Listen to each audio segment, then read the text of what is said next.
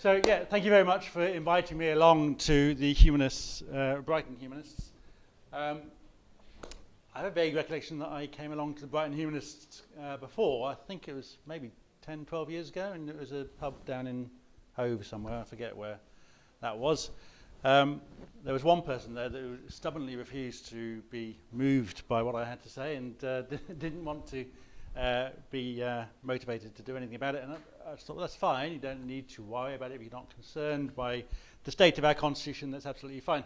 It is useful if people disagree for people to then speak up and say so, because we do then get a bit more debate going. But if everyone agrees, which does occasionally happen, that's not a problem as well. But you may have questions about what I've said or disagree with some of the detail of what I've suggested. I have recently published a book which was out last year and now has just come out in paperback, so I've got some copies if you want to buy one after this evening's talk. You're welcome to do so.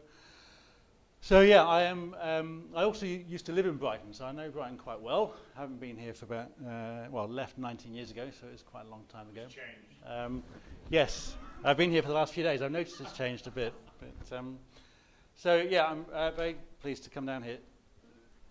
There is also a local group of Republic here, and Chris at the back there is organising that. So if you're interested in getting involved in any way, then speak to Chris, or I can point him out if you haven't spotted who he is already.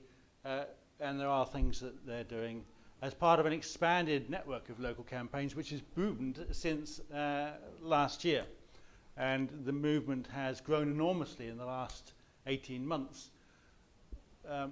It started to grow rapidly in September of 2022, which is the month that the Queen died. One of the measures of this is income, which is it's not everything that we measure, obviously, but it does help to give some indication of our growth, which is the previous 2020, our income was just over 100,000. It was 170,000 in 2021, and in September of 2022, just that month was about 90,000, and for the year it was over 250,000. Last year it was just shy of 600,000 for the year. Because in the preceding, or the subsequent weeks and months after the Queen's death, we started to ramp up the campaign, helped enormously by that influx of income. We took on new staff, we started to expand our ambitions, and we started to stage lots of protests, which we are still doing, the next one being on the 15th, which is a week on Saturday, which is at the Trooping of the Colour, which is the first time we've done Trooping the Colour as a protest.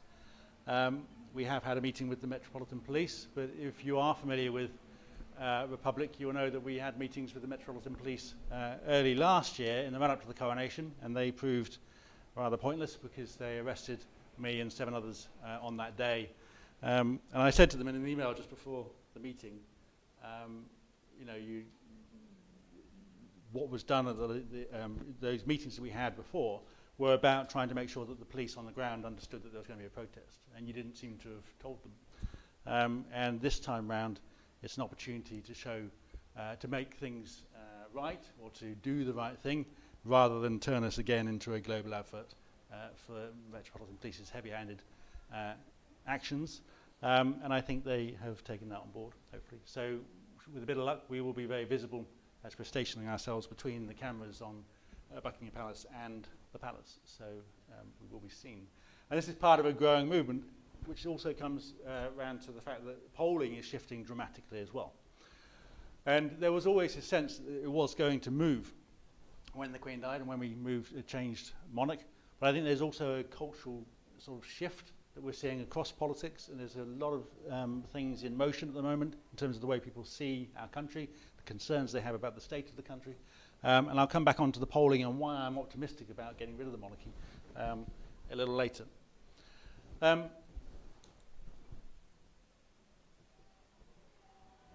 I have made my notes on in handwritten form, and I can't quite read them without my glasses. So my glasses are going to be going on and off my face over the course of the evening. So, yeah, there's a lot of change. And Penguin spoke to me. They got in touch June 2022 saying, have you ever thought about writing a book? And I said, yes, I have.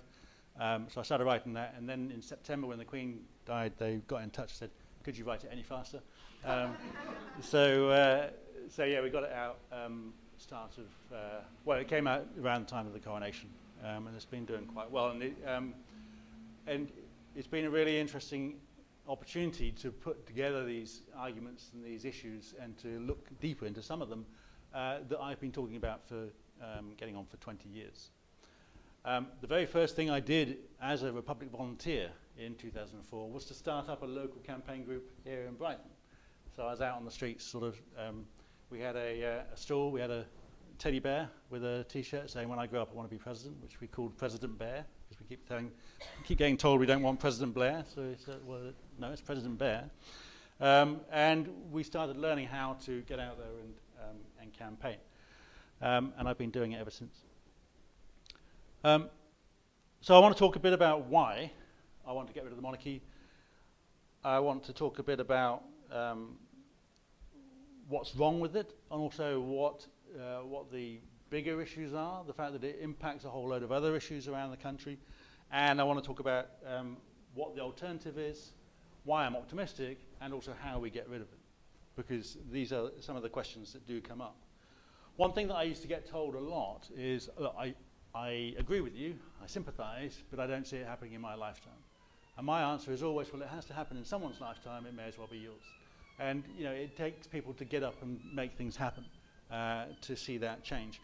And I give various examples, such as the environmental movement, the gay rights movement, gay marriage, which now is accepted by 85% of the population, and which, you know, it was still a majority unfavourable only 15 years ago.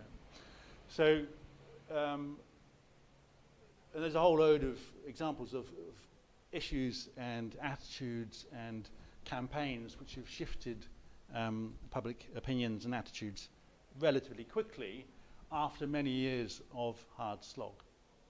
And there's a phrase, and it's been attributed to various people, that says along the lines of big change can happen very slowly and then all of a sudden, which I think is, I feel at the moment that we're at that point where it's going to be all of a sudden at some point in the next few years or decade. Now, Thomas Paine, who you may be familiar with, said that a long habit of not thinking a thing wrong gives the impression that it is right. And this is quite a useful summary of why a lot of people still tell pollsters that they are happy with the monarchy, that they want to keep it. And when they do that, and the polling company says, oh, you know, 60% want the monarchy, the royalists grab that and go, 60% love the monarchy. They love the royals, they think it's great, they think it's wonderful. But in fact, they just are happy to keep it. And the number of people who want to get rid of it, who love it, are relatively small. And the reason why a lot of people are happy to keep it is because we're not really engaged very often with this issue in a critical fashion. We're told an awful lot of things which are simply untrue, and we are left assuming that there's nothing wrong with it, and therefore it must be good. I thought I might just read a couple of things from the introduction to the book, because one of the things I said, which upset one of the reviewers, is that I've never heard a good argument for the monarchy. And this reviewer said, well, you know, what about all these reasons why I want it? And I thought, well, yes, I've never heard a good argument for the monarchy. But, and I said, for the most people, it isn't a consideration of these arguments that prompts them to tell pollsters that they want to keep the monarchy. Rather, it is something closer to indifference, buttressed by three common assumptions. It is profitable, everyone else likes it, and it does no real harm.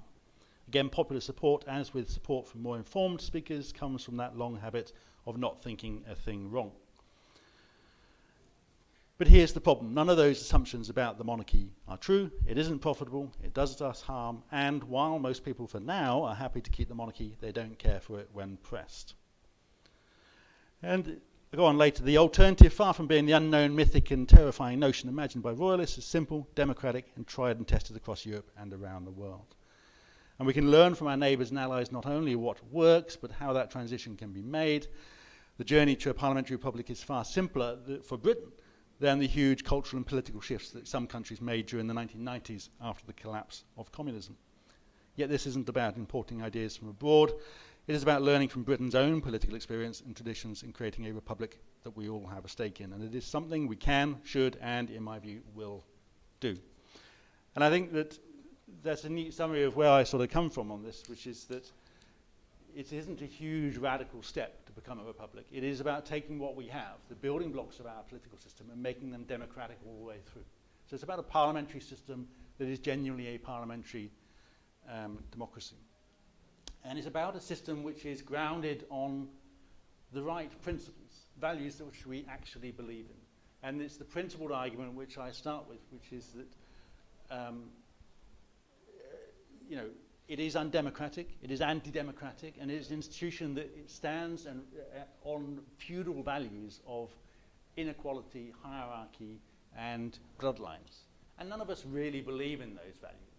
Even most royalists don't really believe in those values. They do believe instinctively as a society, we believe, and the polling and the research backs this up, we do believe in equality, the rule of law, democracy, rights, and so on. And surely, as a matter of principle, our institutions should rest on those values and principles and not on this bizarre idea that someone has been anointed by God and that whole system of hereditary privilege and power should somehow be taken seriously.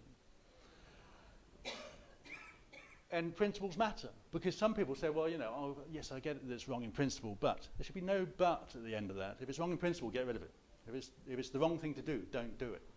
Because principles inform the way we behave, and it informs what we expect from our politicians and our people in public life. That's why we have the standards in public life, the Nolan principles, which have been talked about a lot in the last 7 or 8 years, because the government has been woeful in living up to those standards.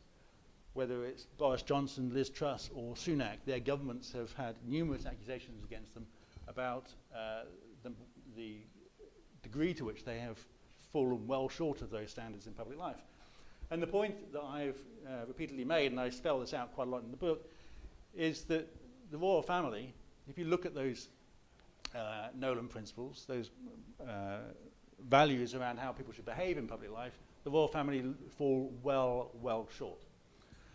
So even if you say, it's wrong in principle, but what? Because it's not even a good institution. It's not an institution that lives up to the expectations that we have of, the courts, parliament, ministers, the police.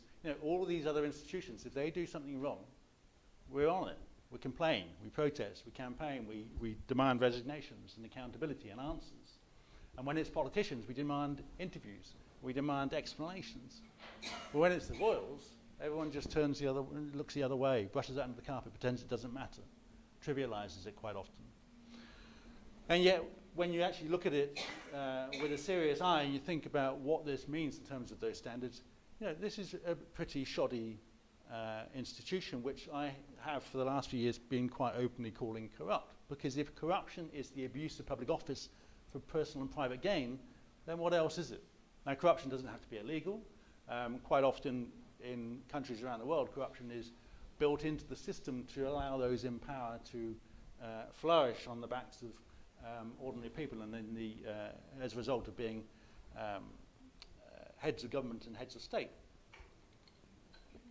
But they have also engineered the law to make sure that that is okay for them. They're not going to get into too much trouble, and that's essentially what we've done here, is engineer the law so that they can spend our money on their own private lives, so that they can lobby and influence government behind closed doors without us knowing what they're doing, without any repercussions, so they can demand exemptions from a whole host of different laws, and so that they can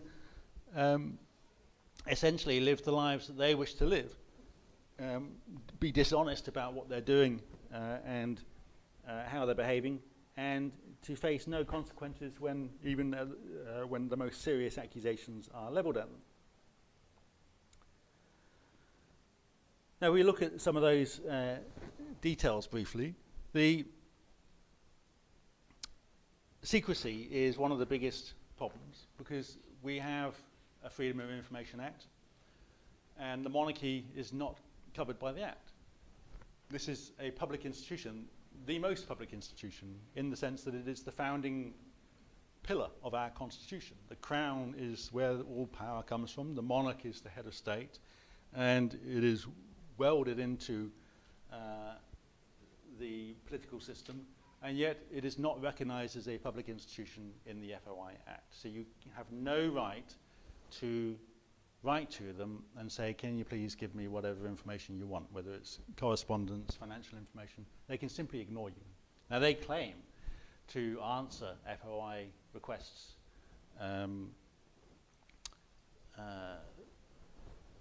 in the spirit of the law, but they don't, because there is a website, if some of you may be familiar with, called whatdotheknow.com, which is there to allow you to make FOI requests to any organisation you like, a public organisation. And the monarchy is included. It comes with a warning saying they're not obliged to reply, and you can see all the requests that have been made by other people. And it says, no reply, no reply, no reply, no reply. They just don't get back to you. They ignore you. They're not interested. And originally, information that passed between them and other institutions, such as government ministers, for example, there was a public interest test where you could argue that if it was a letter sent, for example, by Charles to a government minister, there was a public interest in knowing what that said, and therefore you should have it released. 5 years after the Act came in, the government changed the law to remove that public interest test so that you have no right whatsoever to have access to that information. And you may remember that The Guardian fought for 10 years, spent an awful lot of money to try and get some of those letters out, and they got them out in the end because it was the old law when the public interest test applied. But that was one of the reasons, and many other requests going in by journalists and campaigners, that they removed it, which means that the interests of our head of state are placed above the interests of the general public, which is an appalling state of affairs.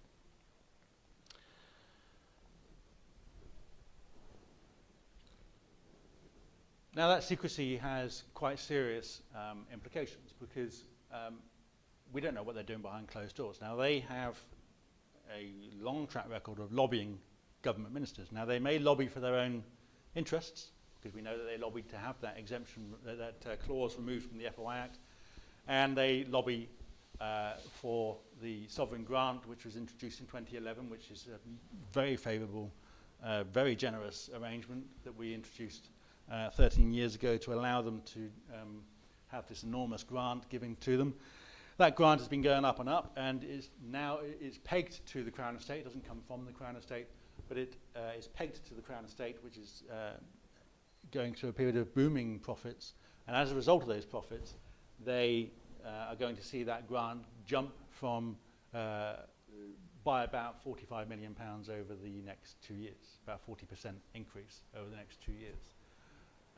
Which is shocking. And not only is it shocking, but they were so dishonest when they announced it, because they said, oh, we're cutting the percentage that of the Crown Estate income that we're going to be claiming. So whereas it's 25%, it's now going to be 12%. And they led on this, we're reducing this grant. But the 12% was the 40% increase in the actual money that they were getting. Had they not cut it to 12%, then it would have been 80%, 100% increase on the grant. And yet they wanted us to believe that they were actually having a serious cut in the cash they were getting, when in fact it was a huge increase. Because they are dishonest, fundamentally dishonest, in the same way that they repeatedly claim that the two duchies are private estates when they are no such thing. They are crown properties which belong to the state. And it is Parliament that has, for many, many years, allowed them to take the profits from the two duchies as personal private income for Charles or for the monarch and for the heir, but they have no personal claim on those things. If they were to walk away from the monarchy, the money goes straight back to the treasury. They cannot own it personally. It's not their estate, and yet they continually refer to them as private estates and refuse to be held accountable for the way in which those estates are managed. We also don't know, because of course we know, what we do know from those few letters that came out from Charles, that there was, that they do this lobbying, not just for their own interests, but also for on a whole host of different political issues. Now there is an expert on alternative medicines, a scientist who has started out many years ago as a homeopath, but he became a professor in alternative medicine in a serious scientific manner, in which he was doing proper trials and so on, and understood that these things were not things which scientists and doctors would recommend on the NHS. But he said that they continue to be provided on the NHS because of lobbying by the royals. And they have lobbied on a whole host of different issues, such as education, planning. They've interfered directly in planning applications. They've lobbied on policy to do with the military. They've lobbied on policy to do with the environment. And we have no idea what they're doing. One of the bigger concerns is that they have very good, close friendships with some very dubious people. Dictators from Qatar and Saudi Arabia, for example. And they're very good friends with these people, to the point where Charles, from a businessman in Saudi Arabia, was accused of accepting a donation to his charity in exchange for getting this person a knighthood. The evidence was very clear because it was written in a letter from his confidant, Michael Fawcett. So I reported Charles and Michael Fawcett to the police. The police dragged their feet for 18 months, 2 years maybe. They didn't interview Charles as either a witness or a suspect, and then they decided there was nothing to see here. Even though the letter was black and white in the Times, they didn't deny that it had been written by this person who was very clearly saying, you will get, thank you for the donation, and this is linked to your offer, the suggestion that we'll get you a knighthood. And on another occasion, a Qatari former prime minister and business person turned up in London with carrier bags and cases full of cash, 3 million euros of cash, and had a private meeting in which only him and Charles were in the room, and handed this cash to Charles as a donation to his charity.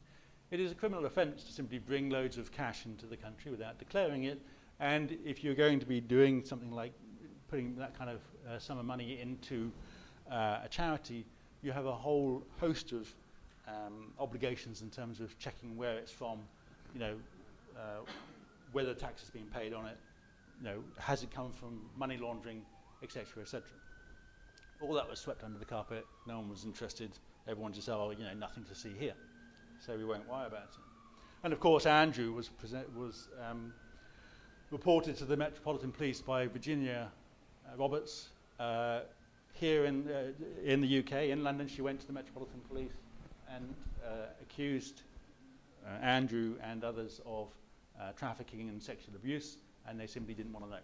And they still don't want to know, even though they have investigated sexual offences going back 40 years. This one goes back 20 years. They're not interested. They simply refuse to look at it.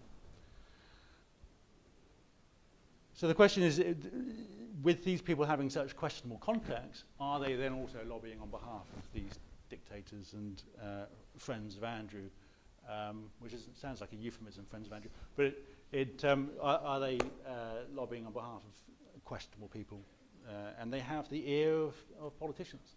Now, not only do they have the ear, they also have carte blanche access to all information. We found out a few years ago that every cabinet paper and document is made available to not just to the monarch, but to the then Prince Charles, and now presumably Prince William. So they get all the information, including all, they get plenty of notice of every conversation and discussion that's going on in cabinet, which is more than most cabinet members get. So they can have that insider access, really. It's a bit like insider trading. They know what's coming up, and they can lobby, and they can see off any threats to their interests well before anybody knows that anything's being discussed. There's no reason whatsoever for Charles to have that access, or for William to have that access at all. But it is buttressed by the fact that they have leverage which is something called royal consent. And this is different to royal assent, which is the formal constitutional bit where a law becomes a law. This is royal consent, where a law that affects the personal and private interests of the monarch or the heir has to have their consent before it can go through Parliament, which is a shocking state of affairs. That is an appalling thing to have in the rule book, and it's not on statute, I believe. I think it's in the Erskine May, or in some standing orders of the Parliament, that they cannot pass that law unless it has their express consent. And this is not a formality. This is not an old sort of tradition. This is something very real. If there is a piece of legislation which affects, for example, property developers, and Charles and William are both property developers through their duchies, and they don't like it, and they simply refuse to reply to the government and refuse to give their consent, no one can do anything about it. They can just, the law can't be passed. So the government will probably find some reason to change it, or to more likely give them an exemption so that they are not covered. And so we know now, through some of the work we've done and some of the work that The Guardian has done, that they have exemptions to numerous laws. Laws on the environment, laws on things like leaseholds, laws on employment. Back in the late 60s, early 70s, they were introducing legislation to try to stop racial discrimination in the workplace.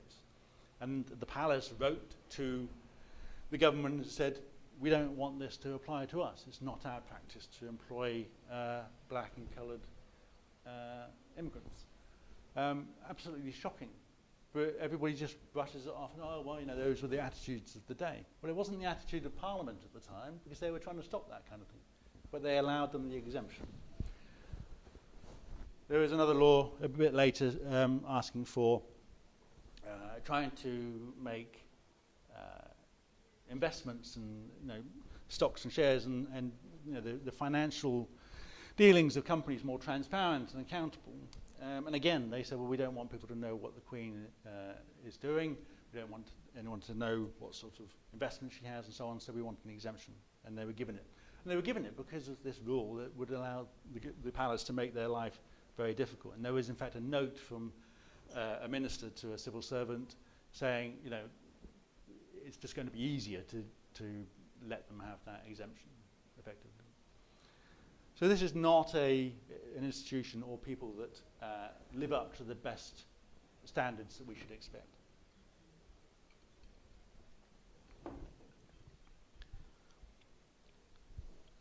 In terms of the cost, some people say, it doesn't cost us anything, or it doesn't cost us much. We've worked out that it costs at least 345 million, 350 million pounds a year, which is a lot more than the 100 million pounds they're currently saying it costs. That was a few years ago, so it's probably well over, it's probably closer to 500 million pounds a year now. Now, for 345 million pounds a year, you can pay about 13,000 nurses or teachers. So that kind of puts it into context. But instead of paying 13,000 nurses or teachers, we're paying for one man and his family. And there's about 13, 14 of them, including people like Princess Alexandra. Does anyone know who she is? His cousin. Yeah. Anybody not know who she is? Yeah, a lot more people. Yeah. I mean, I barely know who she is. There's the Kents, of which there are 4. Then there's and the Gloucesters as well. People that most people wouldn't spot. I mean, they could walk in this room and sit down and you wouldn't know who they were. But we fund their lifestyles, give them palatial apartments in Kensington Palace and so on. So it is a hugely expensive institution. Now, it sort of isn't the point that it's expensive. The point is what they spend the money on. In the same way that in 2009, people went mad when they found out about MPs' expenses. They were outraged at someone putting packets of biscuits on their expenses as much as they were, or maybe not as much, but certainly in a similar way to the outrage when people were doing up their second homes and buying houses and so on expenses, and charging the taxpayer for moats and duck ponds and whatever else it was. But and that's small fry compared to the sorts of things that the royals spend money on. When William and Kate got married, they were given what they call an apartment. They always refer to it as an apartment, in the same way that in Windsor they say that they've got a cottage. Now the cottage is a huge house, and the apartment is also a huge house. It's 4 stories, some dozens of bedrooms, and it goes down into a basement that they had built under the palace. And it cost the taxpayer about £4.5 million to do up. Why were we doing up their home? Why was that for us to do? And then they say, oh, well, it's a palace that we're holding in trust for the nation. Well, that's nice, in which case you can get out and we can trust, you can trust us to look after it. But their holding it in trust is euphemism for, we're going to keep it and pretend it's ours, but you lot pay for it. That's what that means. So the cost, as I say, it's not, oh, the monarchy is really expensive, let's get rid of it. It is, the monarchy is corrupt, and that is why it's that expensive. They get away with spending money, our money, that could be spent on doctors and nurses and teachers and hospitals and schools, and they spend it on themselves. And this sort of reflects on the sort of people that we're talking about, because one of the things that people say, oh, let's not talk about personalities, it's the institution, it's the principles, but the personalities are the monarchy. The monarchy isn't anything else other than that family dressing up, sort of using these symbols of our past to justify their position. That's it. That's all it is. And so the individuals are relevant. They are part of the argument. And in the simple question of who our head of state is, Charles is not someone who we would elect as our head of state in a million years. He wouldn't stand up to scrutiny. He wouldn't want to be in the studio being asked difficult questions. He doesn't like being challenged. And if we had a serious deference-free debate, and we actually looked at all these things and found out all this information and put it up on the screen for everyone to see, he would lose and lose badly. And that is shocking that we have a head of state that we wouldn't vote for. We should have heads of state that we would vote for. And yes, not everyone's going to vote for them, but at least a majority of people, or plurality of people, will vote for them. But these are people who are, so it's worth talking about their character, because these are people who are very brittle and thin-skinned. There have been accusations of racism, which are not, my biggest surprise when everyone was recoiling in shock and horror at the accusations that came out around Harry and Meghan. My biggest surprise was that people were surprised, because the accusations of racism have been around for years. And it's not particularly shocking in the sense that people who live in that very white, privileged class, who believe they are superior to everyone, are going to believe that that their class and their race is superior to African and Asian people. I mean, of course, that's how they see things, and the evidence is overwhelming and compelling.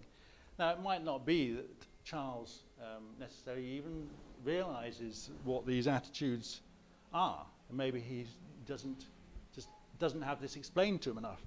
But I think I've got a musical accompaniment now, so that's good. So I don't know that he's necessarily signing up to the BNP, but I think that clearly there is a racist undercurrent in that microculture, that subculture that is the royal family.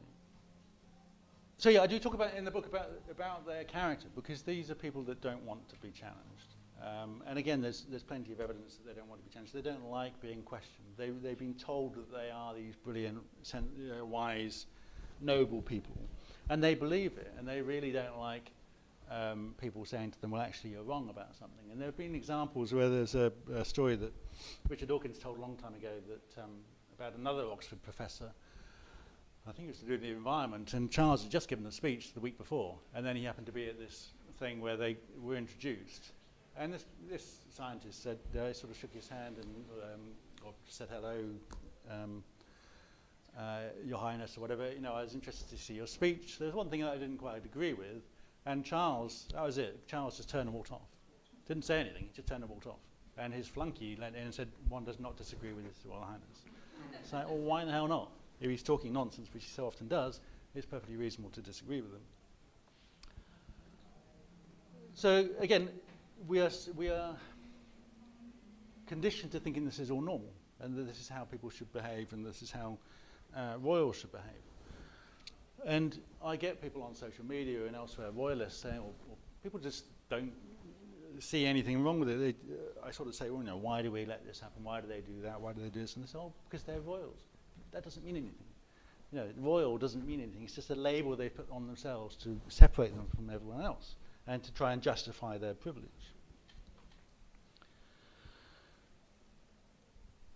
So as an institution, it falls well below what we should expect. And it doesn't give us good heads of state either. I'll come on to some of those heads of state that we could have in a moment. But there is a bigger issue, which is that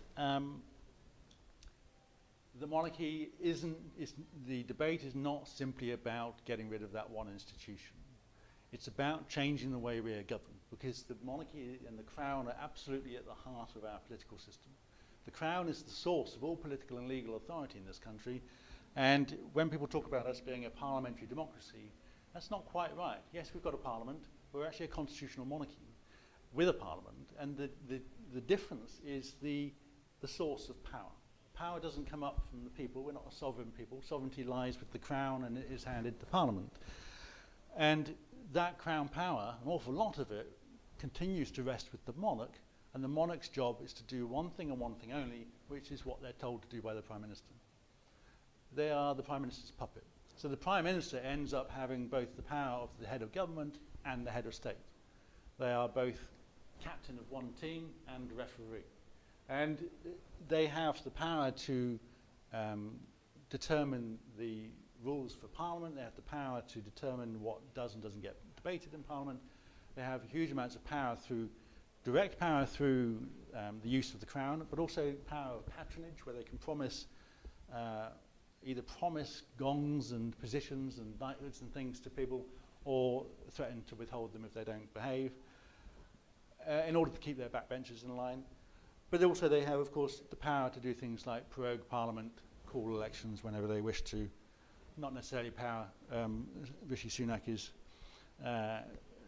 thankfully had maybe, but the fact that they can do all these things and control all this, and the opposition parties are almost powerless. Yes, they can cause a stir, they can cause a problem, they can embarrass the government, and there are certain parliamentary mechanisms they can use, opposition days and so on. But if you've got an opposition day when the opposition party can introduce a bill, that bill can be passed unanimously, as it was during May's government, something to do with the universal credit. And the Tory whips just said, everyone abstain. So the entire Tory party abstained. All the opposition voted for this opposition bill. Nothing happened. It made no difference. It wasn't binding. And there's no way that you can really have any kind of impact other than political and sort of campaigning type impact as opposition parties. And a lot of that comes down to this huge centralization of power in the hands of government. Now, you may have been aware of, I'm sure you've heard the phrase elective dictatorship, which was talked about back in 1974, which I know is a long time ago, because that's the year I was born. So that's 50 years ago. And Lord Hailsham was, I think it was the Dimbleby lecture that he was giving, and this was at the time of the Wilson-Callaghan governments, when they had almost no majority. It was a very, very small majority, which eventually evaporated completely. And he was concerned that despite that, they had enormous amounts of power. And he said that power over the previous decades had shifted so that whereas backbenchers on both sides of the House used to have real input and real impact, that power had shifted from the whole House into the government side, and from the government backbenches into the front benches, and from the front benches into Downing Street. And this is why he talked about the elective dictatorship. And part of that, of course, is the Privy Council and the prerogative, where they have huge amounts of power to pass laws.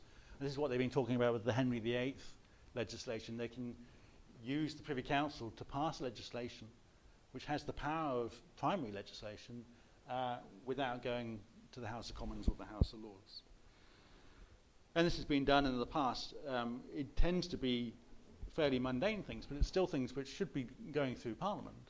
But it can be things such as Margaret Thatcher robbing the people who work at the GCHQ, robbing them of their rights to join trade unions. And they tried to challenge that in the court, and the court said, well, this is a Crown decision, we can't do anything about it. Tony Blair used the same power to reverse that. But shockingly, the government used this to rob the people of Diego Garcia of their right to live in their own land. This is an island that was part of, well, certainly Mauritius claims it was part of Mauritius. Mauritius was a British colony, and as they were moving towards independence, we wanted to keep Diego Garcia and the Chagos Islands so that we could allow the US to build a Navy base. So we used the Privy Council to pass a legislation that basically locked off these islands from the rest of Mauritius, so that when they became independent, we kept those islands. We then forcibly removed these people from their homes and allowed the US to build their base. And ever since then, they've been campaigning to get the right back to go back to their homes. And they thought they were making progress under the Human Rights Act until the Blair government just went back to the Privy Council and introduced a new law that said that there is no right of abode on those islands, and again they were back to square one. So who knows whether we will get that that particular issue resolved, but it's very difficult to do because all the power is in the hands of government. And on was it July 4th? Is it the election? No, we get the power on that one day. It's the one day that we get real power. Not particularly effective or well balanced power, but it is a power that we have to go in and vote. But the day after, all that power just rushes into Parliament and into Downing Street. And people worry, you know, they say, oh, we don't want President Blair, we don't want President Johnson. But we're going to get King Keir straight after King Rishi, and, you know, bizarrely King Liz, or Queen Liz, I should say, the other Queen Liz. And you know, and King Boris, you know, because they have, as prime ministers, they have that extreme authority, you know, excessive authority, which you don't normally get in republics. Because the whole point of a republic is to contain power and constrain power and to disperse it and share it and make sure there are proper checks and balances. We don't have any serious checks and balances in this country. And if the government so wished, they could suspend elections for the next 25 years. And there's not much you could do about it apart from taking to the streets. You can't go to the court because the statute trumps everything. You know, they had the court case around the prorogation, but if Parliament had been minded, and obviously there was a hung Parliament at the time, so it couldn't. But if Parliament had been minded, they could have introduced legislation to simply change that, or tweak that process of prorogation and make sure that there was no question that they couldn't prorogue Parliament as and when they wish to do so. The House of Lords isn't much use either, and people do trumpet it, saying, oh, you know, they defend this, that, and the other, they vote against this, that, and the other.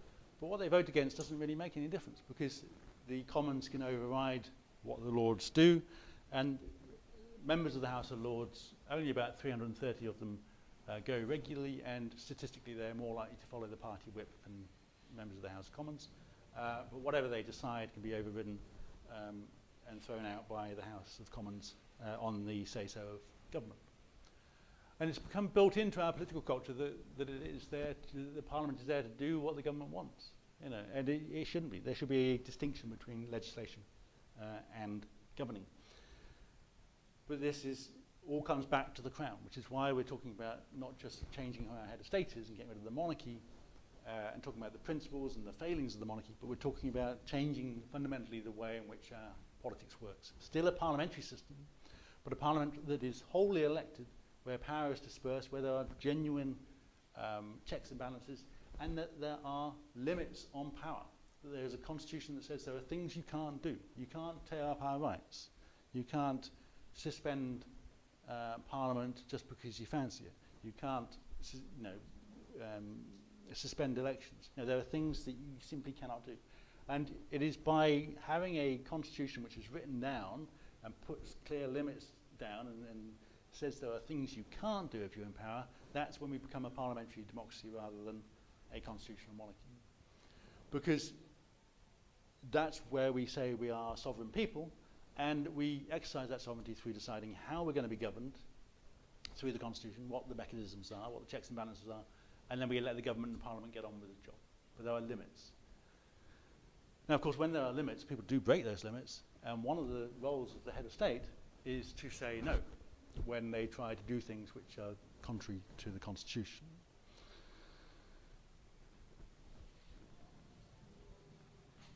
Now so I want to get on to what that role looks like, and I want to get on to what I think the Republic should be. And there was another passage that I was going to read briefly. And this is about that question of what sort of republic we're talking about and who the head of state might be. But say from time to time people demand I name my choice of head of state in a British republic. And of course that's not possible any more than Germans or Icelanders can tell us who their next president will be before votes are cast. But what other countries show us is that electing a head of state gives us a unique opportunity to choose people who can do the job with integrity and independence. We have seen how problematic the monarchy is, how it fails to live up to the standards we expect in public life, uphold our most cherished values, or perform any meaningful constitutional role. We have seen that while there are challenges ahead, the abolition of the monarchy is well within our grasp, should we choose it. Now we answer the other perennial question of the monarchy debate: what would we replace it with? And the answer is not only a different way of choosing our head of state, but a reformed constitution that completes the historical journey from monarchy to democracy, a parliamentary system rooted in democratic values and the idea that we are citizens, not subjects. And I think this is the point, it is about a bigger vision, if you like, that goes beyond who the person's going to be. Who the person's going to be is a relatively trivial question in the bigger debate, because we'll sort that out when we get an election. You know, there's no way that 8 years ago we would have known who the Prime Minister is going to be after the 2024 election. But, and to be perfectly honest, there's no way 3 years ago we would have known that Sunak would have been Prime Minister, because no one had ever heard of him. So, you know, but we managed to make it work one way or another. And, you know, the idea that we should know who our heads of state are going to be 20, 30, 40 years in advance is absurd. There's absolutely no reason to know that whatsoever. We're quite capable of making choices as and when the moment comes along. At the moment, we're stuck with Charles, and then William, and then George. All white men who probably will all be well into their, probably in their 60s at least by the time they get to the throne, assuming that Charles is well and survives as long as his mother. And given George is only 10, it's quite possible that, you know, given the advances of medicine and his particular lifestyle, and money is a key indicator in longevity of life, then he could live to 110. So we're talking 100 years of those three men of exactly the same demographic, religion, family, and bloodline. Whereas we could have a sequence of people that we choose, people that represent the changing society as the decades pass. And if you look at places like Ireland and Iceland, or Germany, or Finland, Austria, then you see a whole host of interesting people being elected. There are countries in Austria, and I think it's Lithuania, that have had Green Party presidents recently. I think one of the Baltic states recently elected their first gay head of state, and I think the first gay head of state, or openly gay head of state. There have of course been gay prime ministers, but and there are people like the Irish president, Michael Higgins, who is an inspiration. He's a brilliant man. He's a great speaker. He's a poet and an academic as well as a former politician. He's hugely liked, has very high poll ratings, certainly higher than Charles's.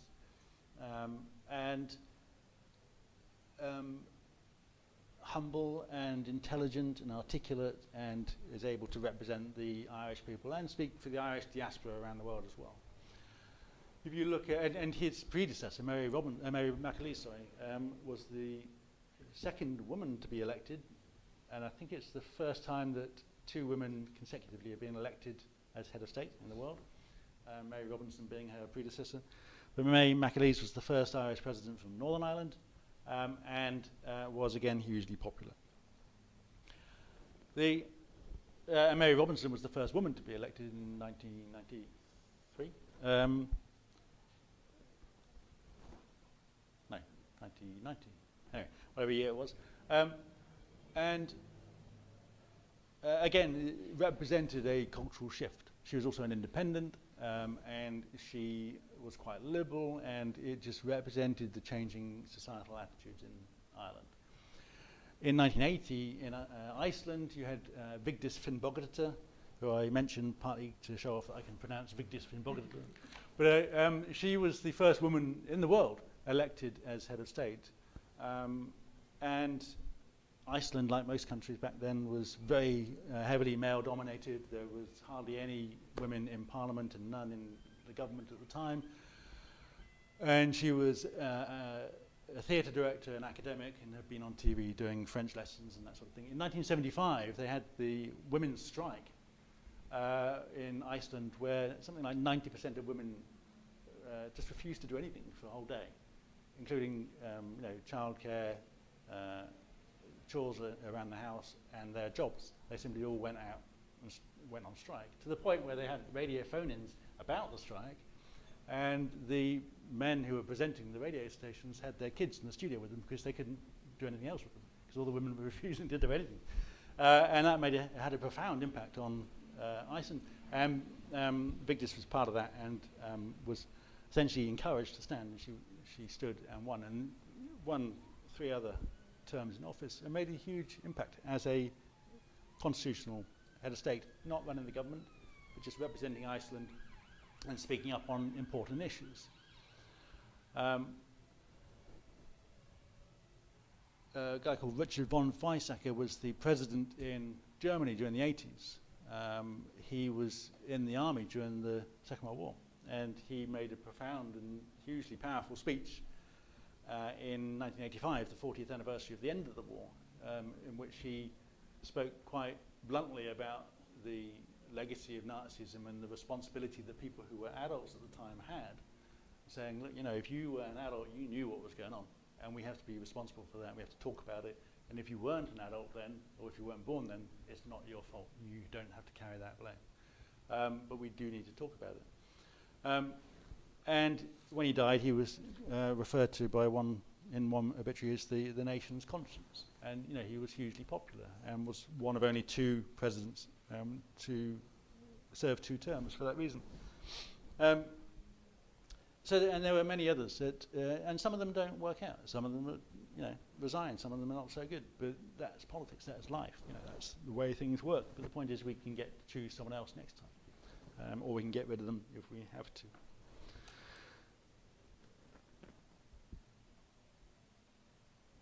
And these people they have 2 or 3 different roles really, which is partly is that ambassadorial role of going around and cutting ribbons, making speeches, representing the country, speaking to us and for us at times of celebration and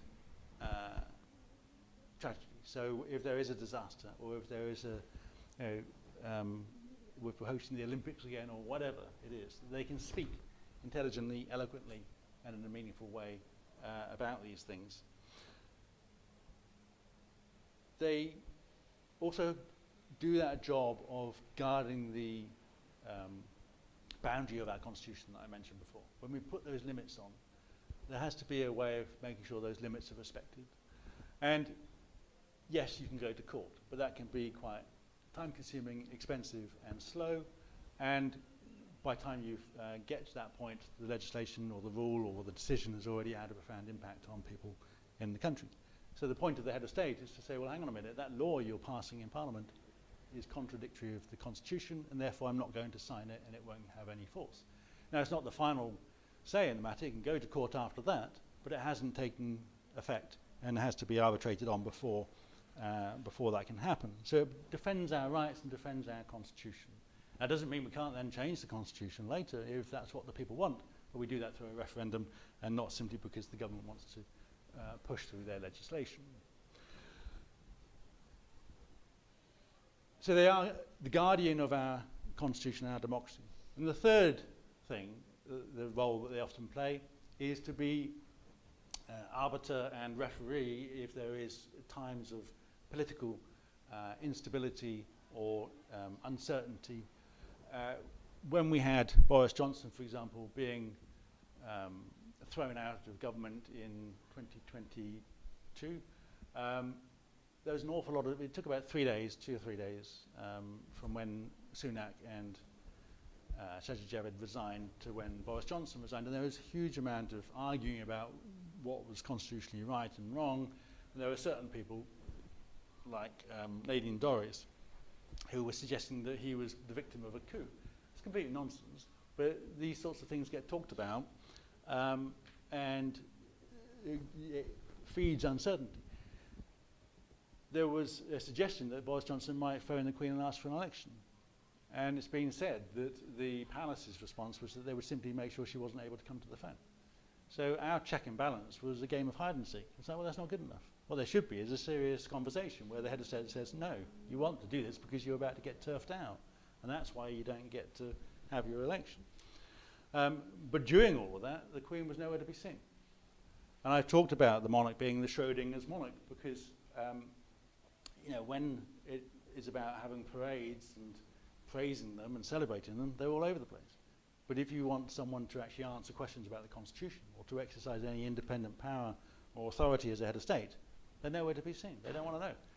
They don't want to know because they know that if they do anything as an independent head of state, anything contrary to the wishes of the Prime Minister, that would cause a crisis that would probably bring down the monarchy. And so we have this situation where they do what they're told by the Prime Minister, even when the Prime Minister is in huge difficulty or is proroguing Parliament against the wishes of Parliament itself, and will simply not make any independent decisions. Decisions that should be made by an independent head of state, who is themselves accountable for this.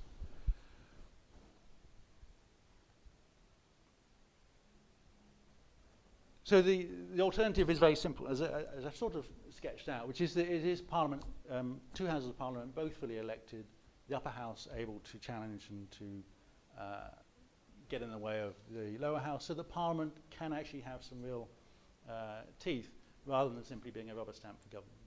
You have government with still plenty of executive authority, still able to govern, and then you have a head of state who is there to play those roles of ambassador, of guardian of our Constitution, and as the person who can talk about the Constitution and who can help to resolve crises and instability. The other thing is if we have more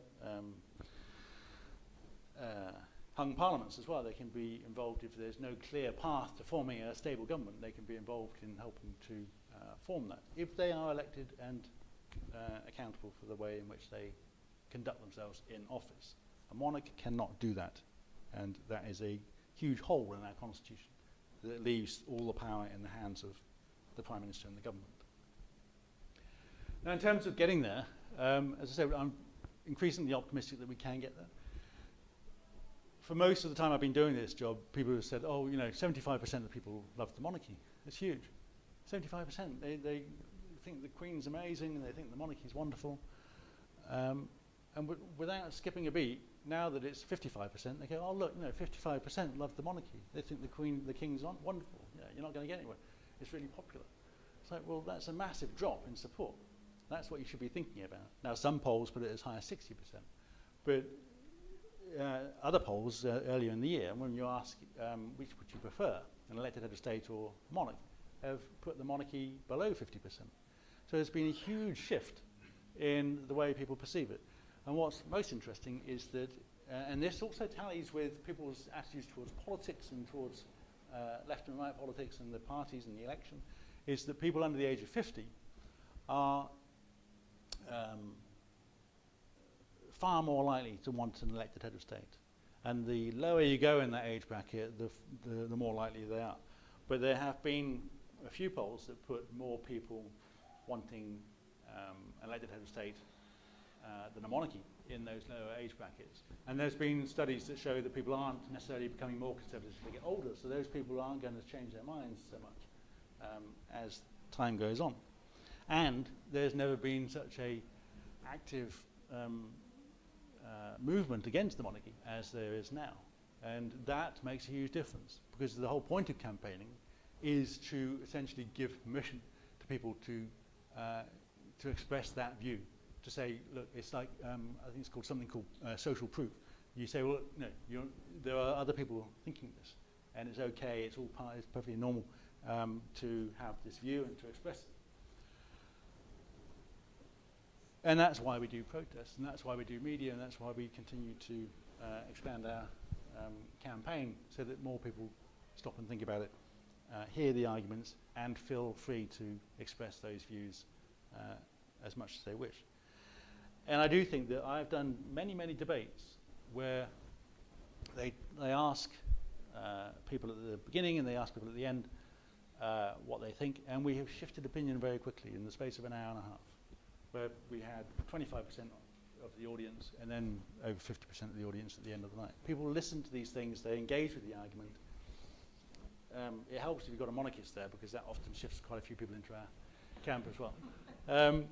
But there was Exeter University. There's a couple of royalists you might recognise from the TV, but one of them stood up, and the student came over later and said, as soon as he started speaking, you probably lost half the room. So that does help. But that, our focus now is to drive down that support for the monarchy still further and consistently see it below 50%. Because if it's consistently below 50%, even if it's slightly ahead of where we are, that should be an argument for having a serious public debate and a referendum at some point. When they allowed the referendum on Scottish independence, support for independence was about 30%. It was similar for Brexit. And allowing those debates to happen and allowing those referendums to happen saw the opinion shift quite markedly. Now, you don't need the government to agree to get rid of the monarchy, to say, yes, we want to get rid of the monarchy, in order to get the referendum. You simply need to find a way, a strategy that gets them to give you the referendum. Now, we've seen this with David Cameron. He gave us 3 referendums. He didn't want us to vote yes in any of them. Scotland, electoral reform, and Brexit. He did them because he thought it was politically advantageous, and won 2 and lost 1. New Zealand, back in the early 90s, changed their voting system to ditch first past the post. Almost everybody in Parliament wanted to keep first past the post, but the campaigners managed to box in the parties to give them a referendum. And the good people of New Zealand had the sense to vote 85% for ditching first past the post, and then had a subsequent vote on which system they would choose, which passed a year later. In Australia, they had a anti-monarchy or republic referendum in 1999. They lost it, but that was granted by the staunchest monarchist, most conservative Prime Minister Australia's ever had, John Howard, who is, I'll just throw this in because I feel the need to say it, an awful, awful man. But he granted it because he felt the need to do it because it was being promised by the Labour government, which he then went on to defeat. So there are ways of getting these things up and getting them done. And I think that the experience is that when we get people talking about this, and when we start to have that honesty in the debate and start to talk seriously about the opportunities to change the way we're governed, that we can get that referendum and win it. And it is about changing the way we're governed as much as anything else. People are very much committed to the values of democracy. Most people think that there are lots of serious problems with our democracy. And so this is a vision that is about ditching these rotten old institutions, fixing our constitution, and having a politics that is grounded and wedded to democratic principles. And there is a slogan that we've started using, which that sort of sums it up, which is that we want to change the country for good. which is very simple, that we want to, simply saying that this is bigger than simply getting rid of the king and electing our head of state. It's about shifting our institutional framework and our politics into a new way of thinking that will change the way power is exercised and therefore improve the outcomes of the way that power is exercised and make it fairer and more equitable. It won't resolve everything, but it does make resolving the issues that we face much easier, and hopefully makes sure that the solutions we come up with are much more equitable, and that all those people that are involved in making those decisions are constrained in their power and accountable for their actions, including our head of state. Thank you very much for listening.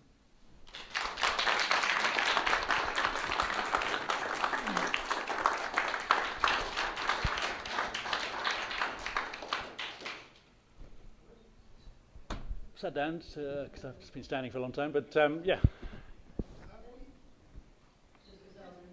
I beat you to it. Yes, you started by saying you hoped we could get rid of the current system very soon, and you then carried on to say that the monarchy can basically stop any legislation in its tracks. So how could we get rid of the monarchy without the consent of the monarchy in the near future? Well, there is a limit to the extent to which they can continue to block things, and they can't refuse assent, which is the process of making a law. But they, and the process of consent we would get rid of in the process leading up to it. So I think that if the debate is taking hold, then I think that consent rule would go, and then they would have no power to stop it. Now, the consent rule is a rule made by Parliament. Parliament can get rid of it. And I think the political reality is that they would find it very difficult to try and keep resisting. You know, they're not wannabe dictators. What they want is a nice, easy life. They want the status and all the rest of it. But they're not going to keep fighting against the clear will of Parliament. And if they did, I think it's been proven before that Parliament can ultimately overcome. Yep. Yes. I like the idea of an elected head of state.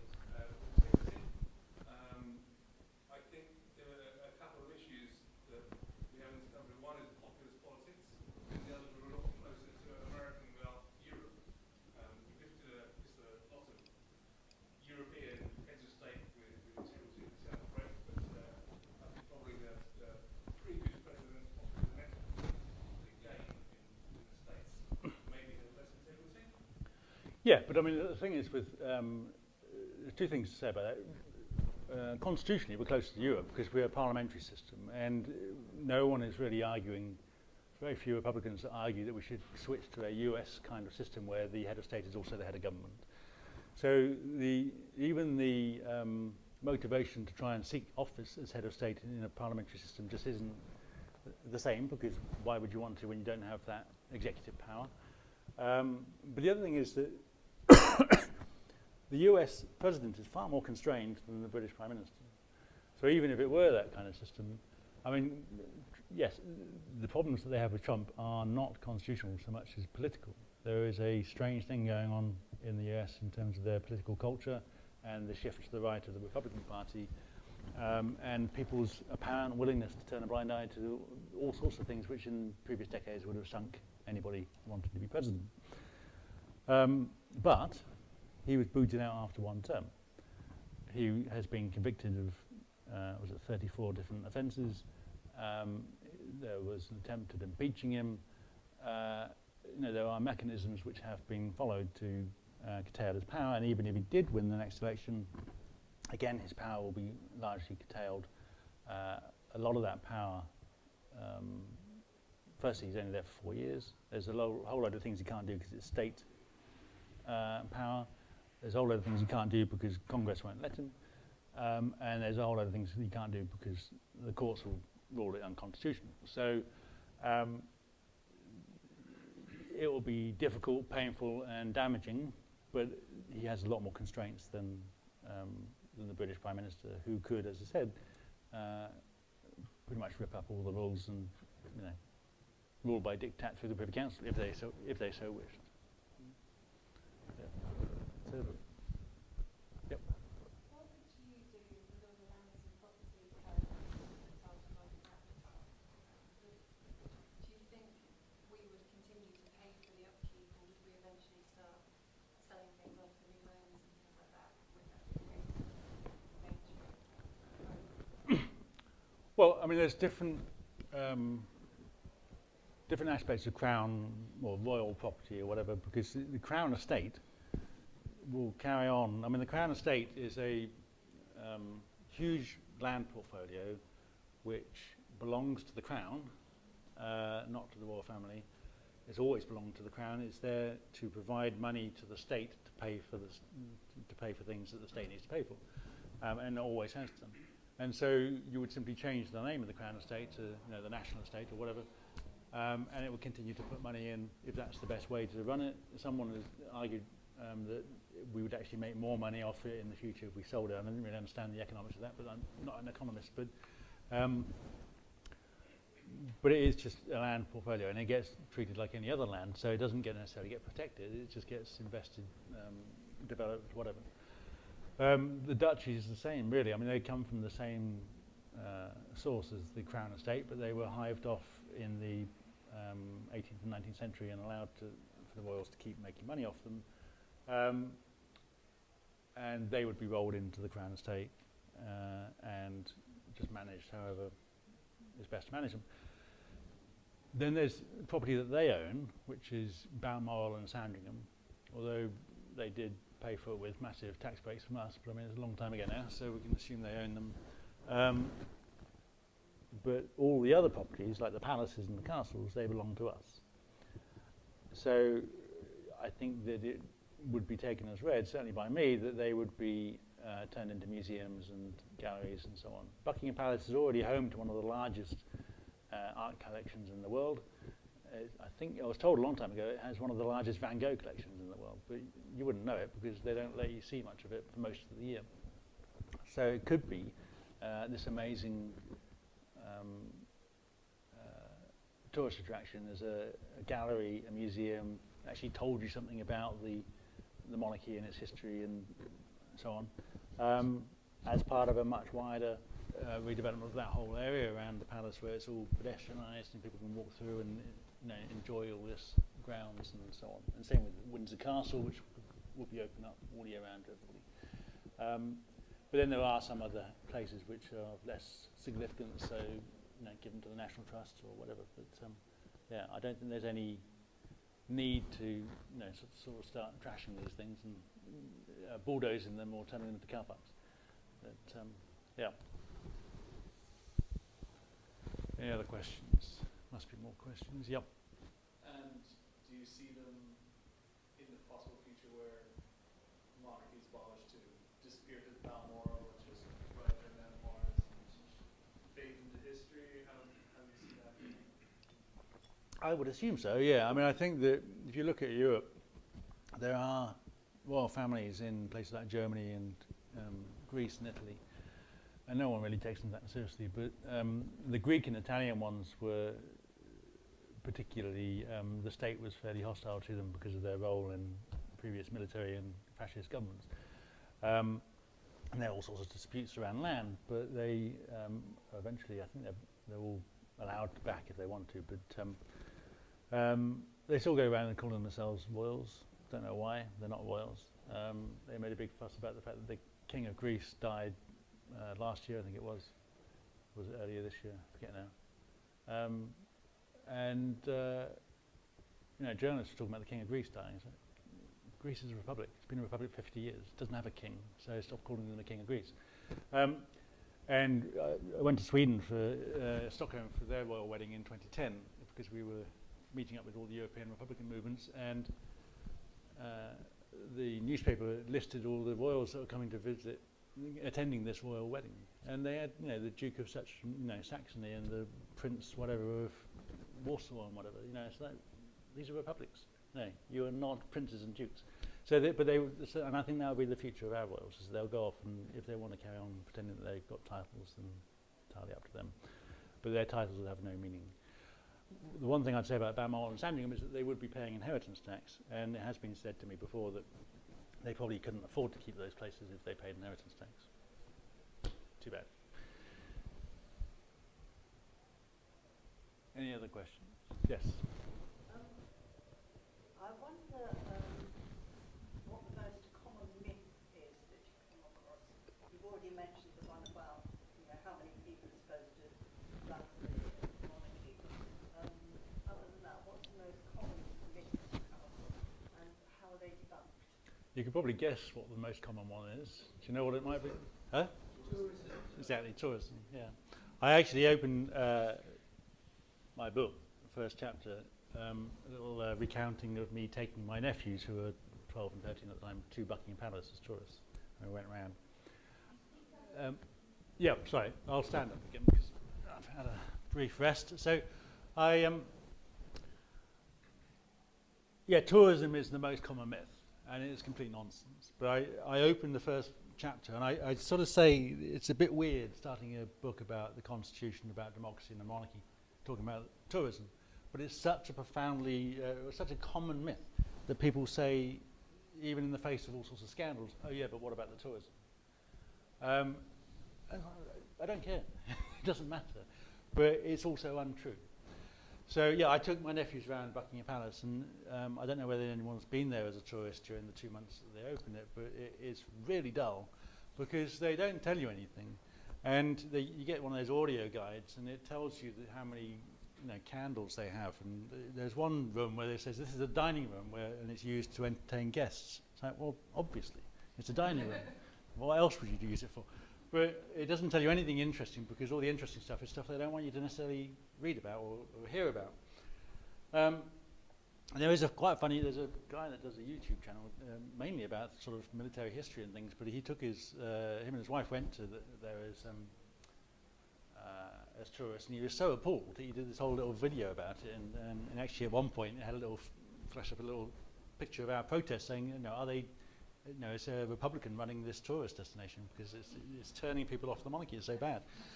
But so anyway, I talk about it in the book, and if you go back in previous decades, it doesn't get talked about much until the 70s, when the issue of the cost starts to become more commonly talked about, and so people try to defend it by saying, oh well, yeah, but people come to this country because of them, and therefore there's a payback.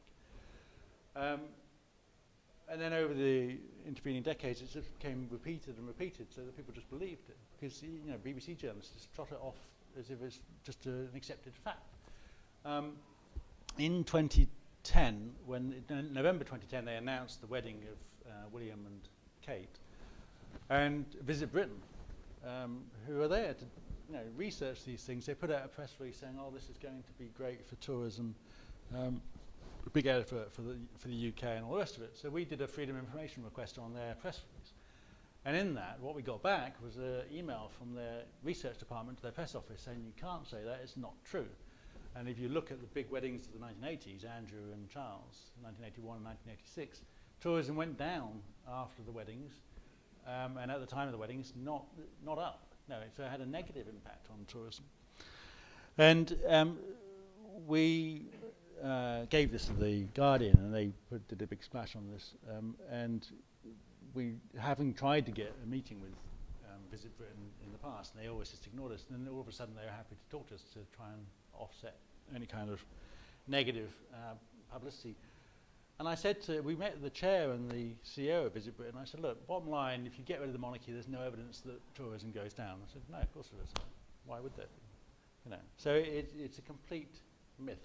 Now the figure that they put out around that time, they said that royal heritage tourism, which is people who actually go to the palaces and the castles and so on, brings in £500 million a year in revenue. And people think, oh, that's a lot of money. Brilliant, we can't lose that. But £500 million a year, which isn't true, because the money comes, they made this up, this figure, out of all the ticket revenues of all sorts of places that had even the most tenuous link with the royal family, just so they had something to say.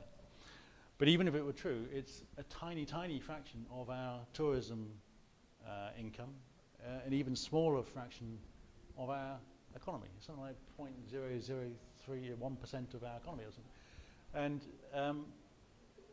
you know, it is the way I explain it in the book to try and put that into context. If you're asking for £25,000 for a deposit on a house, and I offer you £2.50 as a contribution, that's the scale of £500 million to our economy. You know, it just isn't anything, and even that's not true.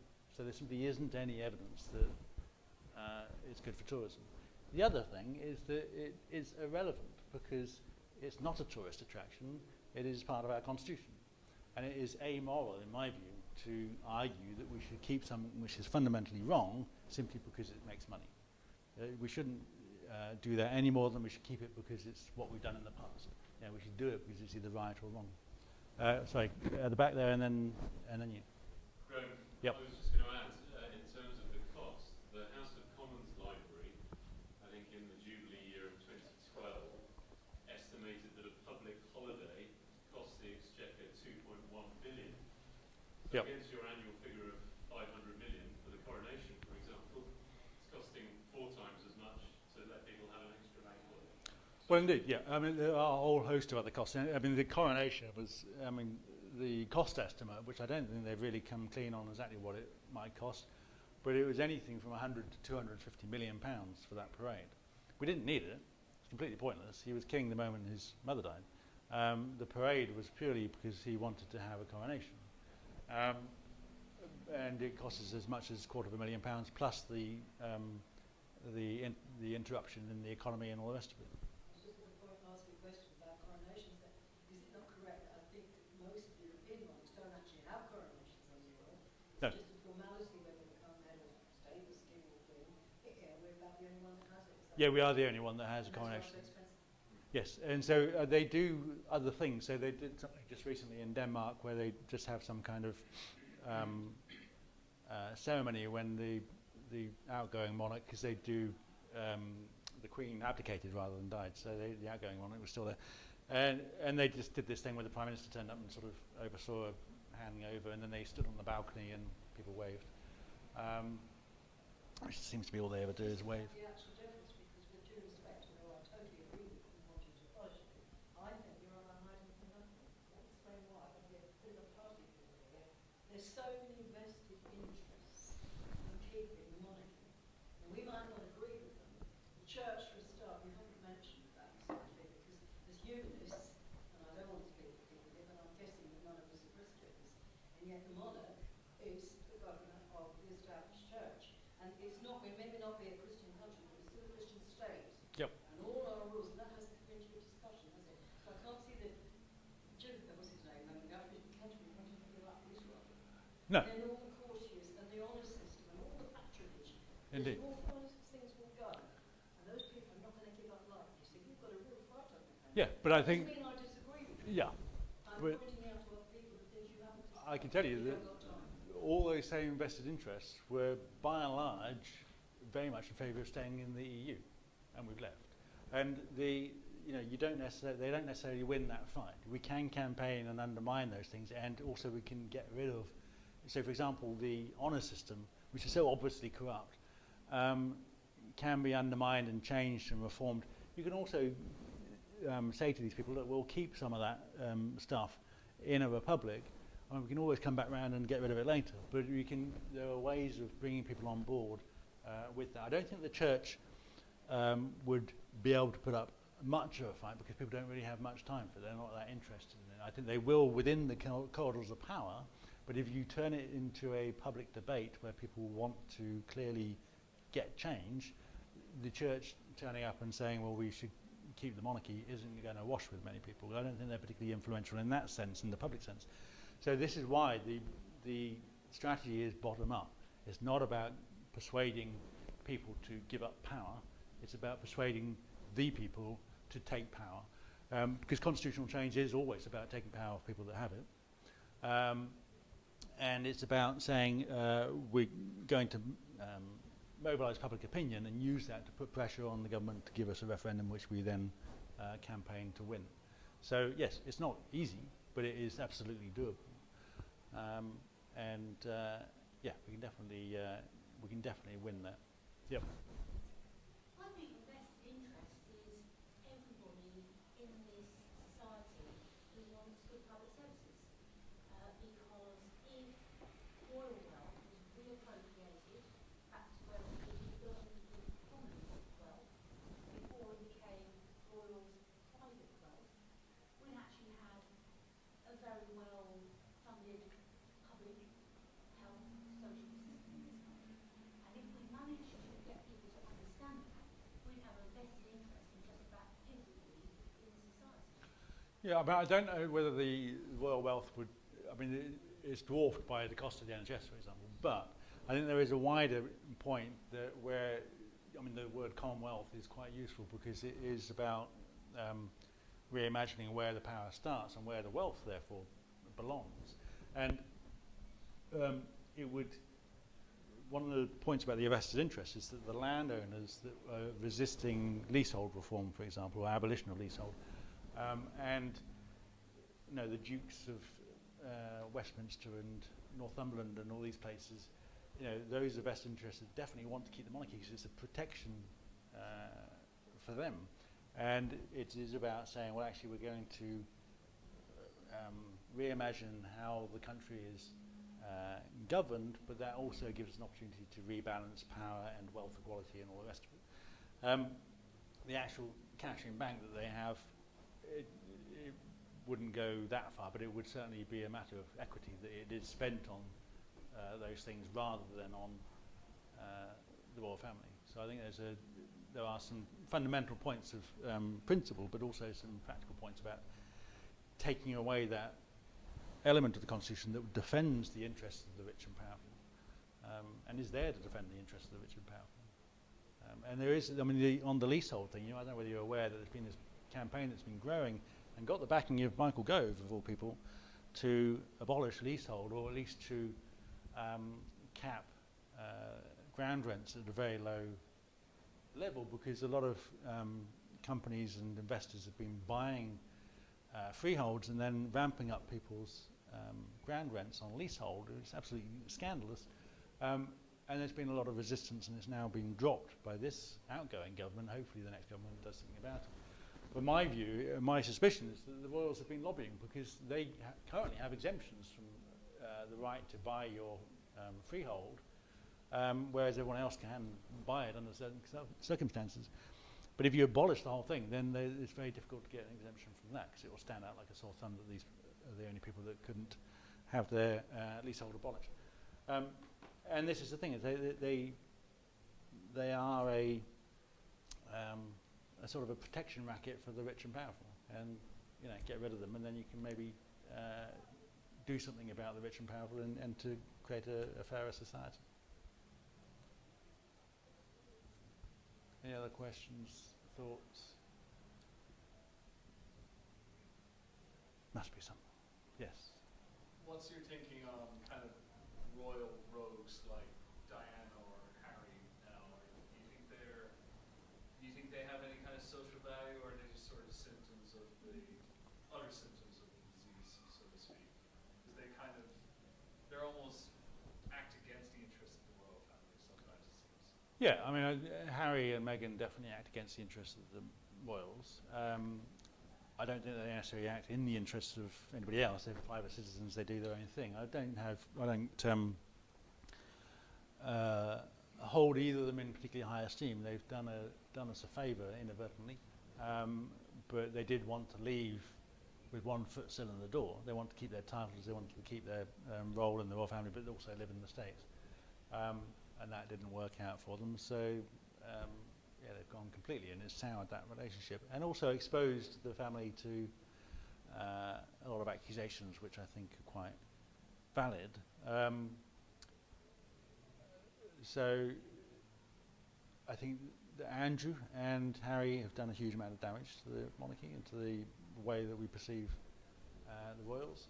But Harry as a person, I think, you know, he's just another rich bloke in California. So yeah, he'll do his own thing. And I don't think, I mean, a lot of rich people go around talking about setting up charities and doing charity work and whatever, but it rarely amounts to much.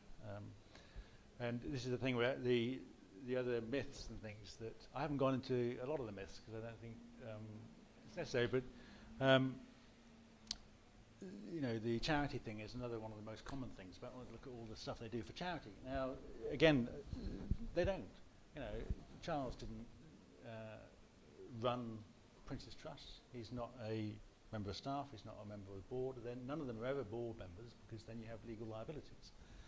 And charities are by law, they have to be independent, which means that the decisions are made by the Board of Trustees and can't be influenced by external factors. They have to be made in the interests of the mission of the charity.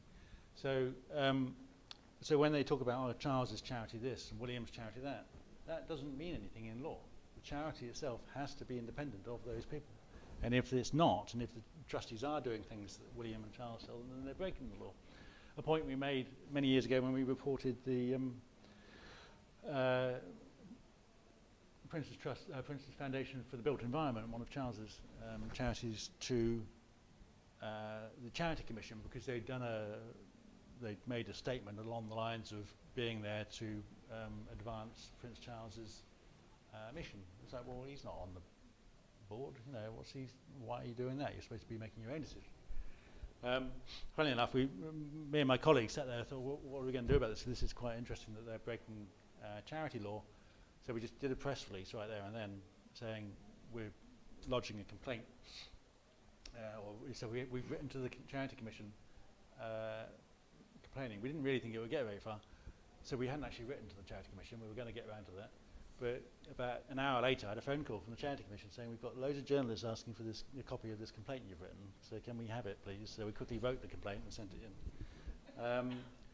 in. There was a report done in 2020 by an organisation called Giving Evidence, which is an organisation that just does research for the charity sector, and they did a huge piece of data analysis of charities that have and charities that do not have royal patrons, and their conclusion was that having a royal patron makes almost no difference to charity giving whatsoever. People don't give money to charities because of who the patron is, whoever it is. You know, they don't. They give money to things that they care about, and usually they give money to things where there's a personal connection. For example, these Race for Life things. You know, when people turn up to race for cancer research and they've got the badge on them saying who they're racing for. You know, that's where most people's charity giving comes from. And as I said, the idea that they actually do things themselves is a nonsense. And quite interestingly, the Duke of Edinburgh Award is another one which kept on getting pushed. You know, I look at Philip doing setting up this Duke of Edinburgh Award. And when Philip turned 90, he did an interview with Fiona Bruce, and she said to him, "The Duke of Edinburgh Award is quite something. You know, that's something you should be very proud of." And he said, "It wasn't me. Why should I be proud of it? I didn't do it." And she was determined to give him credit where it wasn't due. And said, "Oh well, it's got your name on it." He said, "Well, that was against my better judgment." Because I no time for Philip, but he was, he didn't really care what he said or who he said it to, and he was quite blunt and honest about it.